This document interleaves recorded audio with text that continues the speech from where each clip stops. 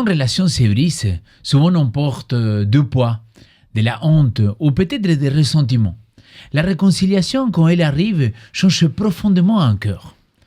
Mais aujourd'hui, on vit dans un monde qui parle beaucoup de divisions, d'opposition, des extrêmes, des étiquettes, de chants et des tensions. Aujourd'hui, nous voudrions parler comme l'apôtre Paul nous rappelle une vérité immense. Dieu est en mission pour réconcilier ce qui a été brisé.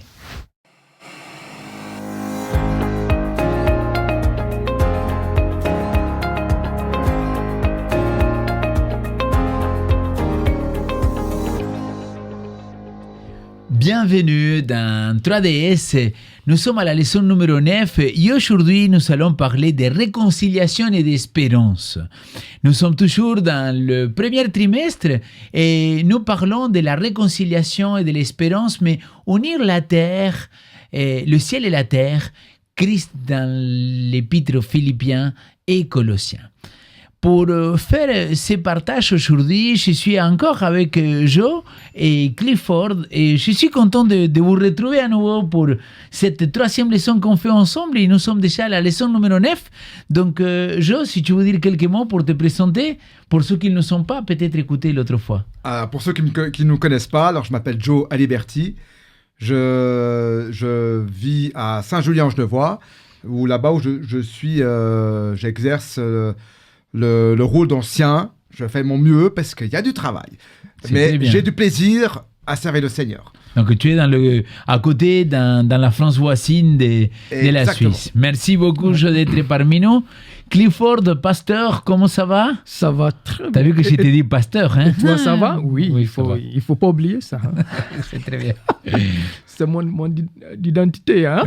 C'est pas ton identité, tu es Clifford, vas-y. Ok, moi c'est Clifford du Ghana. Une fois encore, c'est le paradis du monde. Ok, je vous invite à visiter Ghana. Hein? Ok, va voir. J'habite ici à Lausanne. J'espère bientôt je vais devenir lausannoise. Hein? Bien. Parce que ça fait 15 ans en Suisse. Super. Et je suis le pasteur de l'église adventiste anglophone de Genève. Super. Merci beaucoup pour l'invitation. Et puis, j'espère que Dieu il va nous enseigner à travers le 3DS. Je partage aussi. Mes amis, cette semaine-là, on va plonger dans l'épître aux Colossiens, dans le chapitre 1, versets 21-29, un texte qui parle de passé sombre de l'humanité, du cœur de l'évangile, mais aussi de l'espérance qui donne la croix. Alors, merci à tous les deux de pouvoir être parmi nous. Et je voudrais commencer cette leçon-là avec une question toute simple. Est-ce que cela, il vous est déjà arrivé d'être réconcilié avec quelqu'un que vous avez vécu quelque chose de très difficile? Que cette réconciliation-là, peut-être, il peut avoir un impact aussi dans votre vie? Alors oui, moi j'ai vécu ça il y a quelques temps, un an en arrière. J'ai interrompu la relation d'amitié que j'avais avec mon meilleur ami. Nous ne nous sommes pas parlé pendant 16 mois. Et du coup, un matin, alors que je devais me présenter pour prêcher, mais je n'étais pas au courant que c'était moi.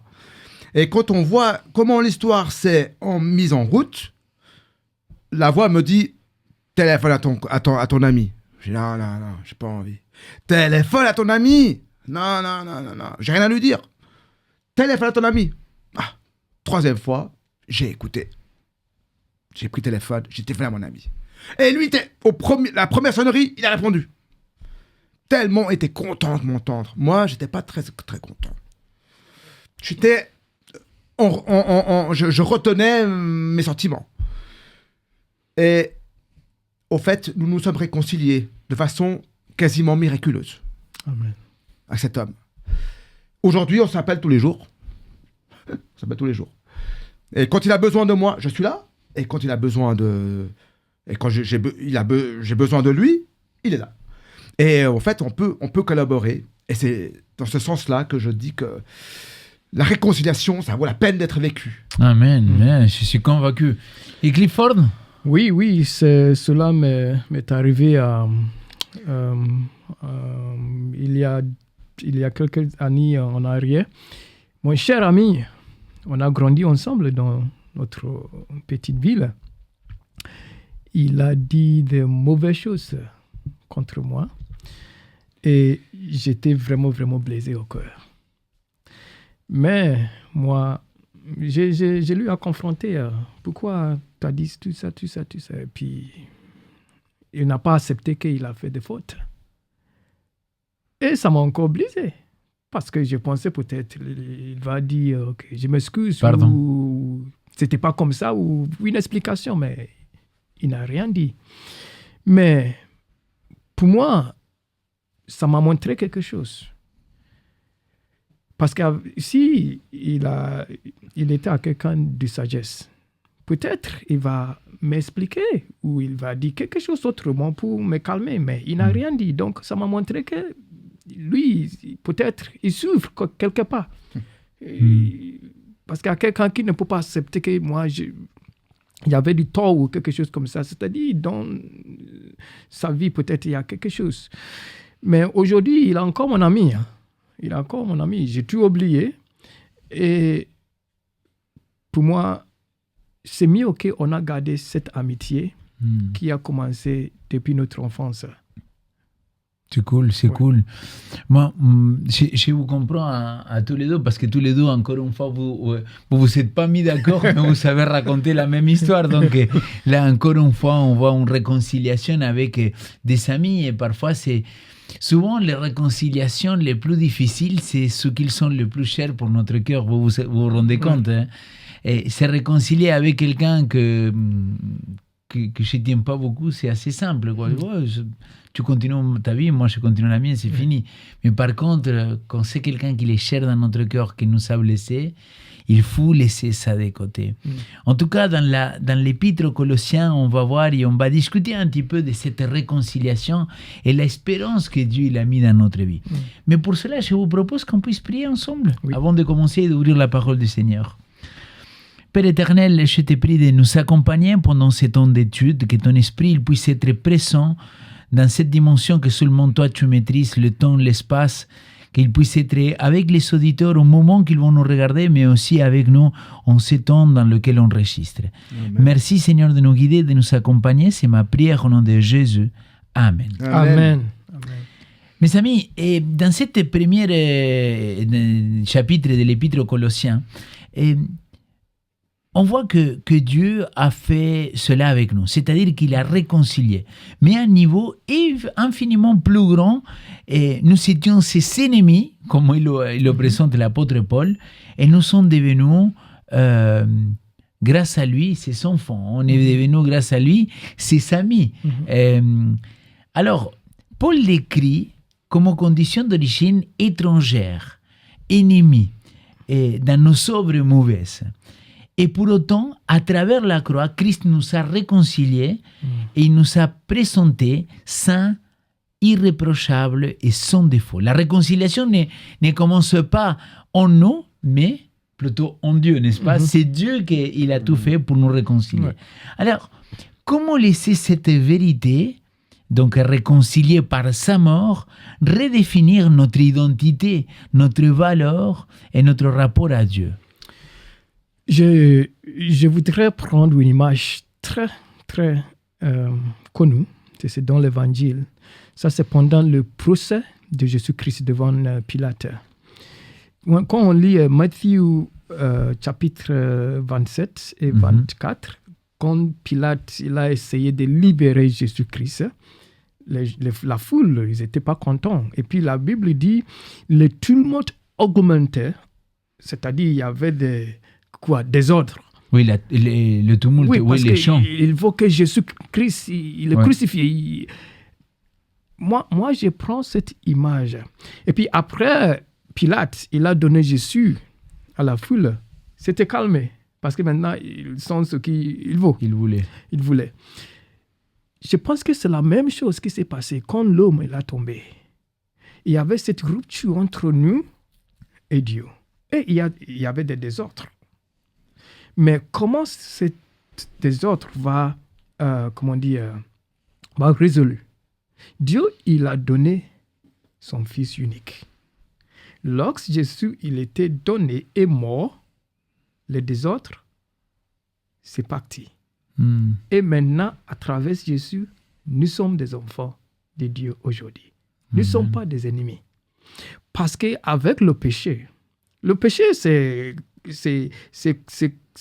le contraire du caractère de Dieu. Parce qu'il a créé le monde parfait. Et avec le péché, il a tout changé des choses. Donc le péché nous rend ennemis de Dieu. Donc lorsque Jésus-Christ nous a sauvés du péché et vers notre Père, il a calmé ces désordres. C'est ça, maintenant, nous sommes plus des ennemis de Dieu, nous sommes des enfants de Dieu. Et puis, il y a ce prix que Jésus il a payé en notre place. Et Dieu a enlevé cette mort éternelle. Exact. Qui était le prix du péché. Et maintenant, on espère la vie éternelle en Jésus-Christ. Amen. Donc, à travers la mort, les deux autres, c'est résolu. Et nous ne sommes pas encore des ennemis, nous sommes des enfants de Dieu. Aussi, on pourrait dire, justice a été faite à travers la mort. Exactement. Parce que et c'est pour ça qu'on est devenu justice de Dieu. Amen. Parce qu'il y a cette dimension qui était tellement théologique, tellement complexe à comprendre, mais quand l'apôtre Paul il dit, et nous sommes devenus justice de Dieu. Amen. Parce qu'il était justice de Dieu. Oui. C'est-à-dire, quelqu'un devait mourir, parce Exactement. que c'était le prix de péché. Quoi. Merci Exactement. beaucoup, Clifford. Oui. Et Jo, tu voudrais ajouter quelque chose? Oui, alors avant, nous étions pécheurs. Avant que je connaisse Christ, j'étais pécheur.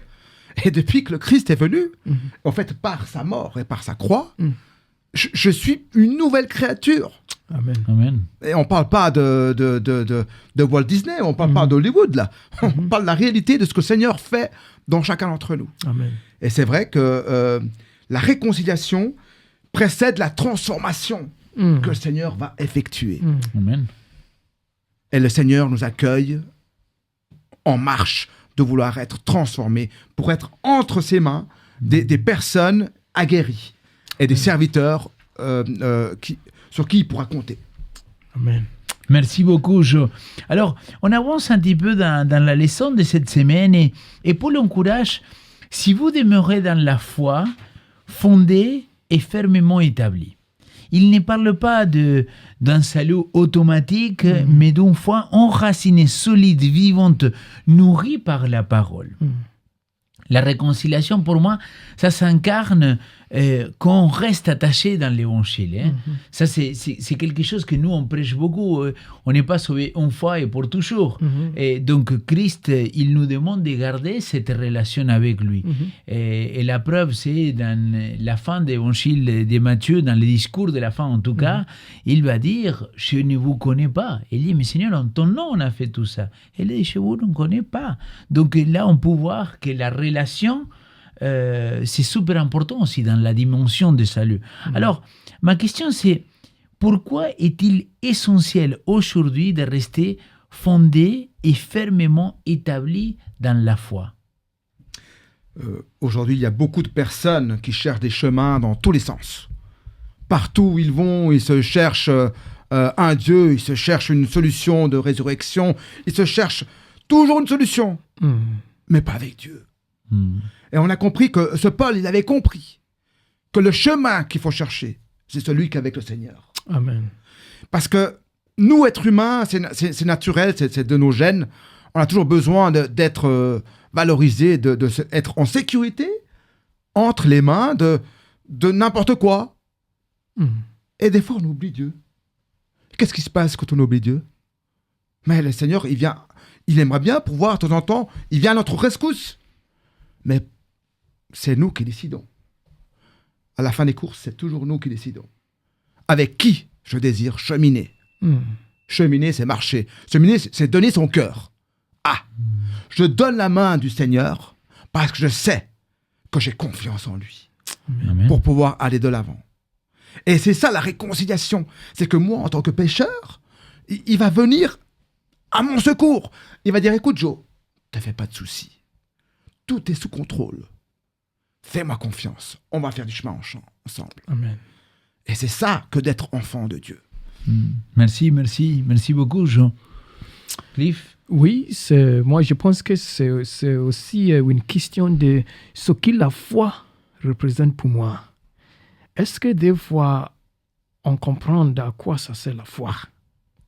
Parce que si on comprend la foi et le fait de la foi dans notre vie, qu'est-ce que nous va d'attirer de notre Dieu?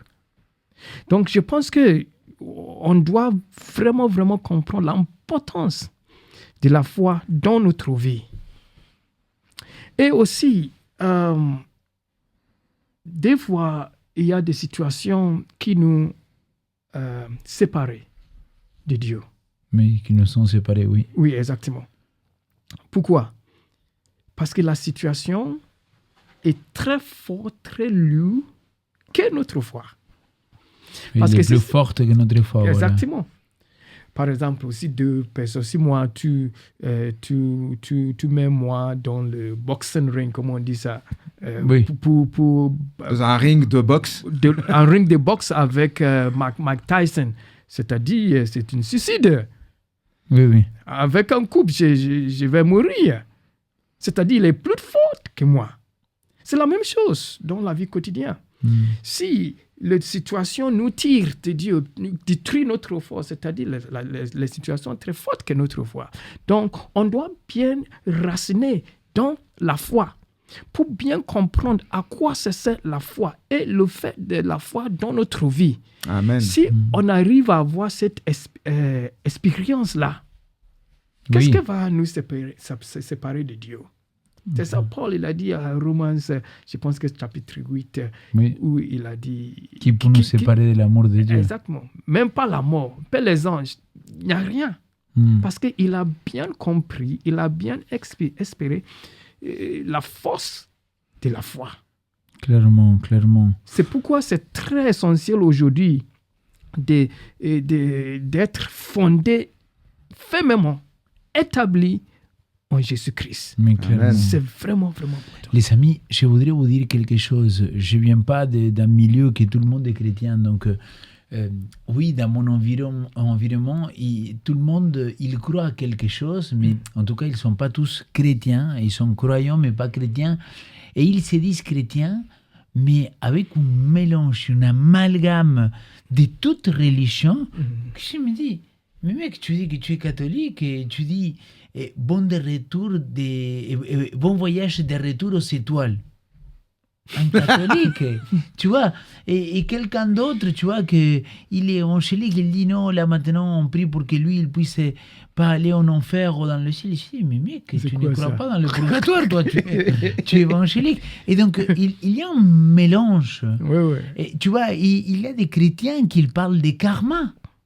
Et je dis, mais frère, écoute, tu ne peux pas parler de karma en étant chrétien, quoi. Le karma, ça n'a rien à voir avec le christianisme. Il y a un amalgame. Et je pense que aussi, quand Paul il nous invite à être fondés dans la parole, c'est justement pour ne pas se laisser balloter, comme il a dit dans son épître, par tout vent et toute croyance et toute doctrine. C'est pour pouvoir rester ancré dans la parole et dire, je suis sauvé pas par mes œuvres, mais par ce que Christ il a fait en moi. Parce que Dieu, il était en Christ en train de réconcilier le monde avec lui-même. Amen. Je pense que ça, c'est la base. Tu voulais dire quelque chose, Clifford, je pense. Dans mon pays, peut-être c'est pas seulement dans mon pays, mais partout en Afrique, c'est très, très populaire. Et il y a des gens qui sont dans l'église, mais aussi, lorsqu'ils tombent dans des difficultés, ils sont chez des idoles. Oui, tout à fait. Pour avoir les sorciers, la magie les guérisseurs. Pour avoir la solution. Puis on dit, ça va pas du tout, ça. Bah oui, parce que c'est la même chose. Où est ta foi, quoi? Où est ta foi? Clairement. La parole, il nous rappelle ça. Alors, si on avance un petit peu, Paul révèle le mystère caché de tous les temps. Christ en nous, l'espérance de la gloire. Dieu n'est plus extérieur, il habite maintenant le cœur par la foi. en nous unissant déjà au ciel, n'est-ce pas? C'est l'évangile vivant, sa présence, sa transformation, sa paix, grâce au Saint-Esprit dans notre vie. Alors, qu'est-ce que cela change de croire que Christ habite en nous, dans nos pensées, dans nos décisions, dans nos combats, dans nos relations? Cette vérité me fait penser à ce que Dieu dit dans l'Ancien Testament. On peut lire Exode 25, verset 8. Qu'il me construise un sanctuaire et j'habiterai au milieu d'eux. D'accord? Et c'est la gloire, le Shekinah. Qu'il allait être présent dans ces lieux-là. C'était présent. Donc Dieu, il était là avec son peuple. Dans le tabernacle, dans le lieu de rencontre. Exactement. Oui. C'est la même image Paul prend ici, comme Jésus. Il est assez proche et lui, il a réveillé cette gloire en nous. Parce que souvent, quand on prie, on regarde au ciel. On lève la tête au ciel. Dieu, aide-moi. Clairement. Mais il n'est pas très loin. Il est avec nous. Il est dans notre cœur. Il y a un chanteur, il n'est pas un chanteur très célèbre, mais il a comment dire? Il a écrit un chant. Il a dit, j'ai beaucoup de problèmes et j'aimerais dire à quelqu'un, il n'y a pas de personne. Et j'aimerais dire à Dieu, mais il est très loin de moi. T'as vu ça? Donc, c'est toujours dans la tête des gens que Dieu, il est très, très loin, au-delà des étoiles. Bien sûr. Mille de mille années-lumière de distance de chez nous. Exactement. Ouais. Mais Paul nous rappelle, il nous rappelle que Dieu, il n'est pas très loin. Il est ici avec nous. Jésus, il est avec moi. Une théologie fondée sur la parole. Exactement. Donc, s'il est dans mon cœur, il est dans ma vie, c'est-à-dire, il voit tout. Il écoute tout. Il sait mes épreuves, il sait mes challenges, mes problèmes, tout ça, parce qu'il est avec moi. Amen. Quand j'ai prié, la prière ne fait une voyage de distance. Il écoute. C'est ça, Paul réveille cette conscience en nous, que Dieu, il est toujours là. Son nom, c'est Emmanuel. Dieu avec nous. Amen, amen. Moi, j'aimerais dire aussi que c'est vrai que Christ habite en nous, comme tu disais dans la question. C'est vrai que la victoire de Jésus-Christ sur le péché, 2 secondes, on essaie de revenir en arrière. Lorsque Christ a fait cet acte incroyable sur la croix, il a pris notre nature. Il a voulu nous racheter, nous redonner vie. Ah oui. Et ce Christ, au fait, sur la croix, je pense que le monde entier était en train de regarder ce spectacle. Comment ça allait terminer. Et je pense que l'adversaire qui était là, avec ses anges, certainement, devait voir ça. Et il devait se dire, mais il ne va pas y arriver, Jésus. Il ne va pas y arriver. Parce que le roi de l'enfer, le roi de la mort, c'est moi, Satan. Et là, Satan, lorsque Jésus terrasse, excusez-moi du terme, terrasse sur son propre territoire, après 3 jours, il va ressusciter des morts. Là, Satan, il perd toute crédibilité, excusez-moi du terme. Et à ce moment-là, Jésus-Christ, dans nos vies, il peut avoir une implication qui est totale. Pas la moitié, pas un tiers, totale. Et c'est à ce moment-là, lorsque Jésus va terrasser le monde de l'ennemi, à ce moment-là, il va pouvoir nous offrir la réconciliation avec son Père. Amen. Parce qu'il est sur le territoire privilégié de l'ennemi, mais il a terrassé. Parce qu'à la fin des courses, c'est quand même Dieu qui choisit. Amen.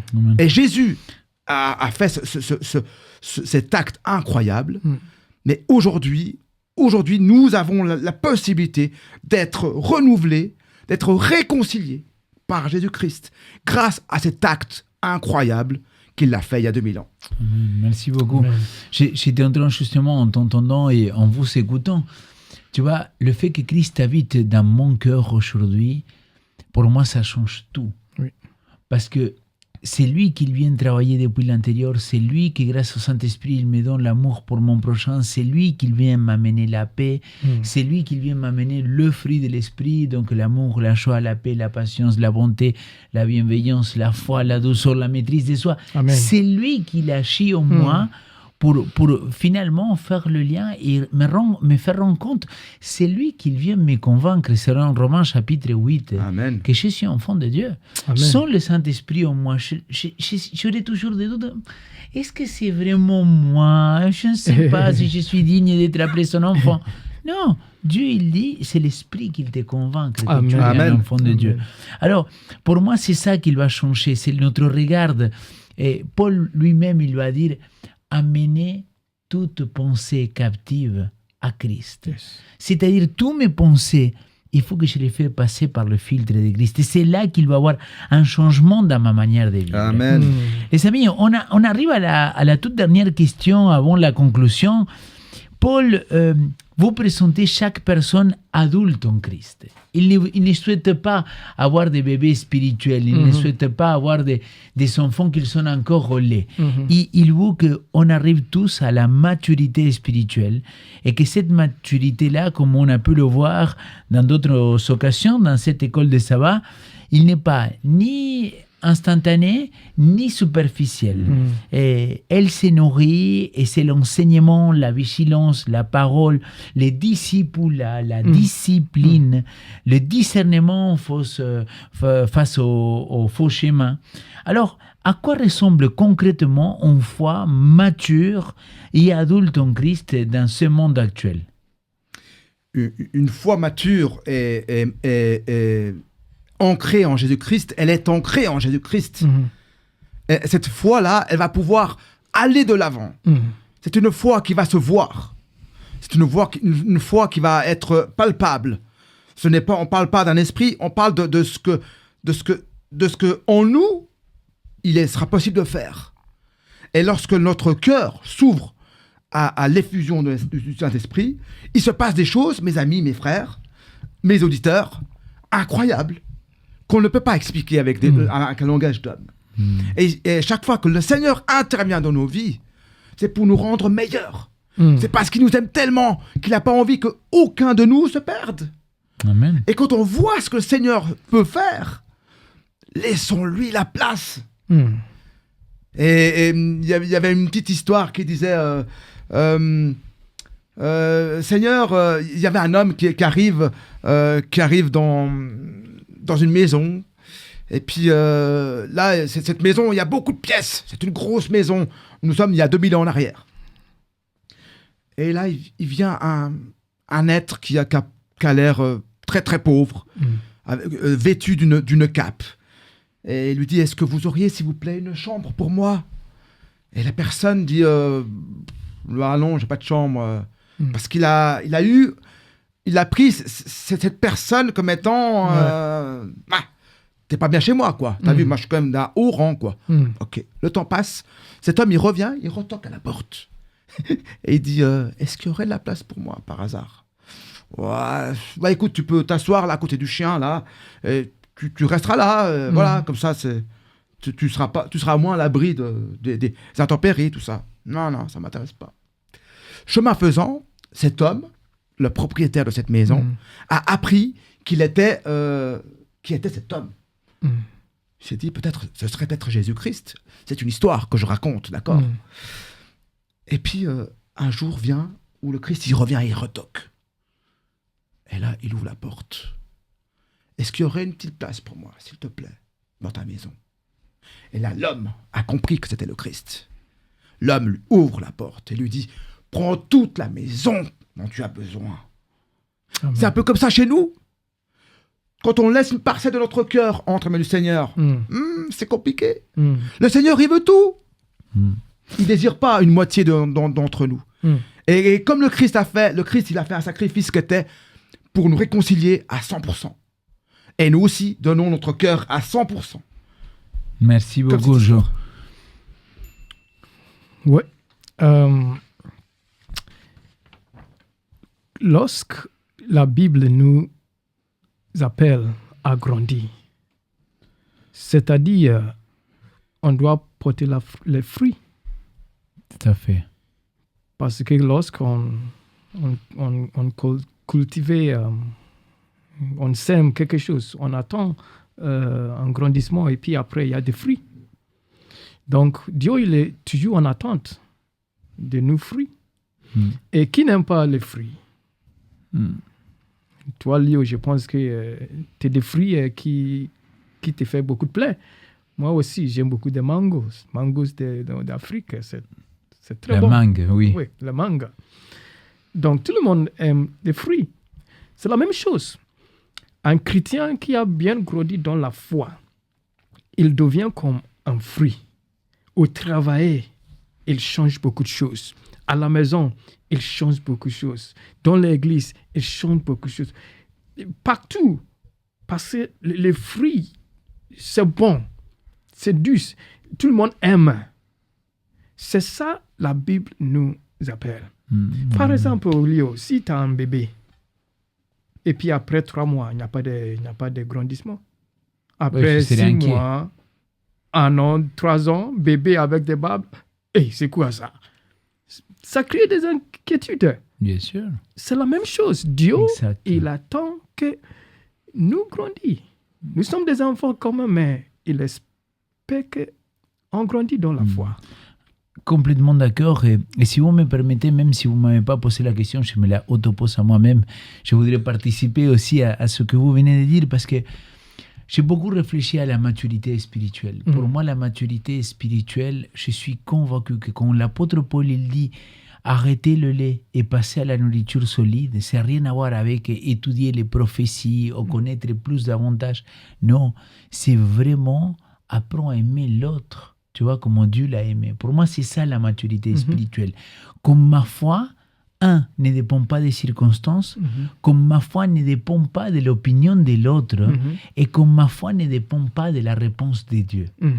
Ce que je suis en train de dire, c'est très fort, parce que souvent, ma foi, il va être un petit peu bancal quand il y a des circonstances qui arrivent dans ma vie que je ne m'attendais pas. Mais non, une foi mature, c'est la circonstance, ils sont là, mais ce n'est pas ça qui va faire changer ta foi. Parce que tu es une foi mûre. Doucement, quand je parle d'une foi, il ne dépend pas non plus des réponses de Dieu. Pourquoi? Parce qu'il y a des chrétiens qui, ouais, mais j'ai prié très longtemps pour que Dieu me réponde, il ne m'a jamais répondu. Mais qu'est-ce que tu en sais, mon ami? Et c'est là où je trouve que ça, c'est l'immaturité. Tu ne me donnes pas, donc tu n'es pas Dieu. Non, mon ami. Dieu, il est Dieu parce qu'il est roi des rois, Seigneur des seigneurs. Amen. Et ça ne dépend pas de toi. Et troisièmement, c'est parce qu'une foi mature, c'est une foi dans laquelle j'apprends à aimer mon prochain sans dépendre qu'il croit comme moi. Tu vois, aujourd'hui, je peux parler avec un catholique, avec un protestant, avec un musulman, avec un bouddhiste. Je peux parler sans peur de perdre ma foi. Et je n'essaye pas de les convaincre. Je leur dis, écoute, pour moi, je suis dans le bon chemin. Si tu me rejoins, amen, alléluia, c'est le Christ qui te le propose. Amen. Mais tu vois, l'immaturité de la foi, c'est que moi, à tout prix, je veux essayer de convaincre l'autre. Ce n'est pas moi que je peux le convaincre, c'est l'esprit. Oui, Amen. J'ajoute quelque chose à ce que tu viens de dire. Avec grand plaisir. Si on construit la foi sur la connaissance, ça va tomber. Clairement. Pourquoi?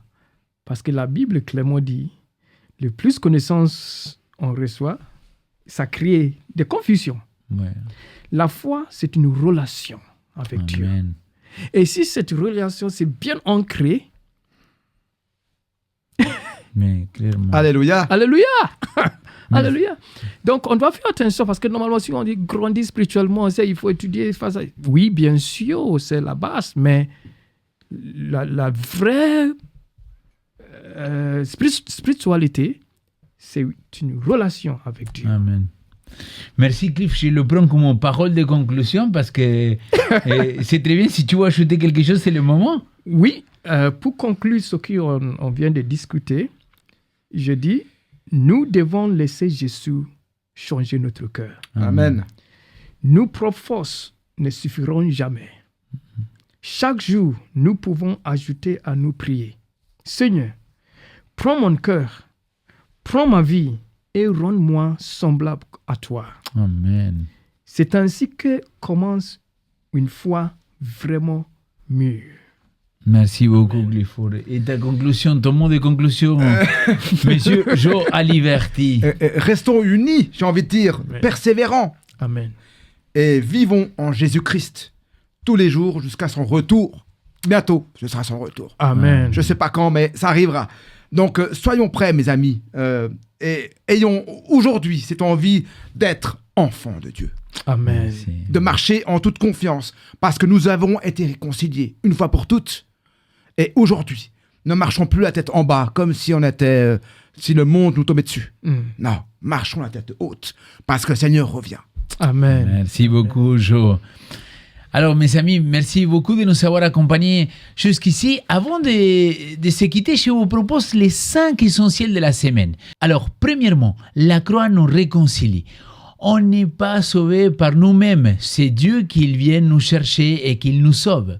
Deuxièmement, la foi doit tenir ferme, rester enraciné, solide et attaché à la parole de l'Évangile. Troisièmement, ta vie est liée à un plan beaucoup plus grand. Dieu organise l'histoire, rien n'est laissé au hasard. Christ vit en toi, mon cher ami. Quatrièmement, sa présence change ton identité, ta manière de penser et d'aimer. Grandis dans la maturité. Numéro 5, laisse la parole, l'esprit et la vérité façonner ta vie. La réconciliation que Dieu offre devient l'espérance qui nous transforme jusqu'à la maturité en Christ. Amen. Chers amis, je vous remercie beaucoup. Je vous remercie, vous, que vous nous avez accompagnés, que vous nous accompagnez toutes les semaines. Merci beaucoup pour vos likes, pour vos dons. Et n'oubliez pas que si vous voulez faire un don à Espoir Média, on est très reconnaissant dans cette nouvelle année de pouvoir recevoir vos dons parce qu'on a besoin d'eux pour pouvoir continuer à prêcher la bonne nouvelle à travers ces milieux-là. Je vous dis à très bientôt. Soyez bénis.